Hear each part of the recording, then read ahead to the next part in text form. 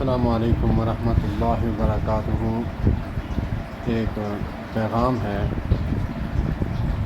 YouTuber کے نام، جو ہندوستان کے دارالعلوم دیوبند کے علماء کے ویڈیوز اپلوڈ کرتے ہیں۔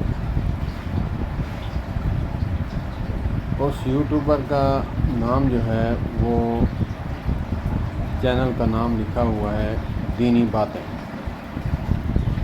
حضرت مولانا مفتی سعید احمد پالن پوری صاحب کی ویڈیو تھی۔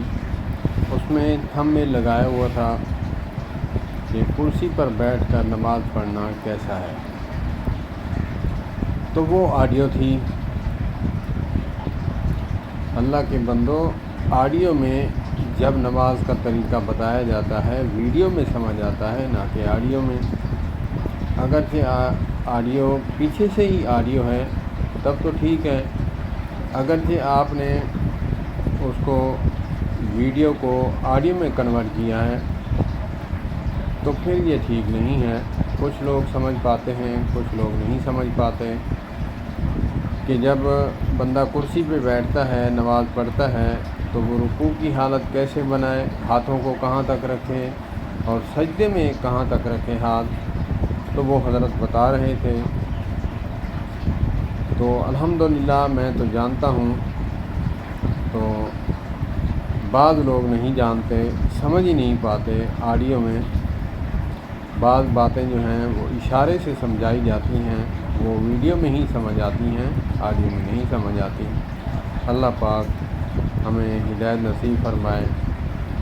کچھ اس کا دھیان رکھا کریں۔ جو مذہبی چینل ہیں اس میں بہت خیال رکھنا پڑتا ہے، بجائے ثواب کے الٹا گناہ آپ کو ملے۔ میں یہ نہیں چاہتا۔ اللہ پاک مجھ سمیت ہم سب کو جو مذہبی یوٹیوب چینل چلاتے ہیں، اللہ پاک ان کو ہدایت نصیب فرمائے اور سمجھ عطا فرمائے۔ وہ یہ بتا رہے تھے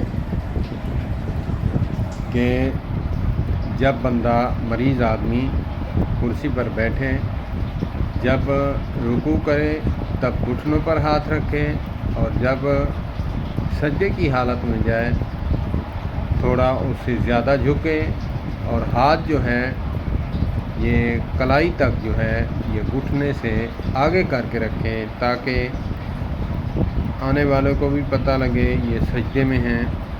اور پھر بھی اس طریقے کو، اس حالت کو، اس حیت کو جو ہے وہ تبدیل ہونا چاہیے، کیونکہ نماز کا مسئلہ ہے۔ تو دوبارہ سمجھ لیجئے، جب رکوع اور سجدہ کرنا ہے تو ان دو حالتوں کو علیحدہ علیحدہ رکھیں۔ اگر رکوع کرنا ہے تو پھر یہ حالت رکھیں، گردن جھکا دیں یا تھوڑا سا ہلکا کمر بھی جھکا دیں تو کوئی حرج نہیں۔ جب سجدہ کریں تب جو ہے جھکے بھی اس سے زیادہ، اور ہاتھ جو ہے گھٹنے پہ نہ رکھیں، کلائیوں سے آگے مکمل ہاتھ جو ہے وہ گھٹنے سے آگے رکھیں، جیسے ہم سجدے میں رکھتے ہیں، انگلیاں ملا کے بالکل ترتیب سے جو ہے ان کو رکھیں۔ اللہ پاک ہمیں سمجھ عطا فرمائے۔ اللہ پاک مریضوں کو بھی شفائے کاملہ عاجلہ نصیب فرمائے۔ السلام علیکم ورحمۃ اللہ وبرکاتہ۔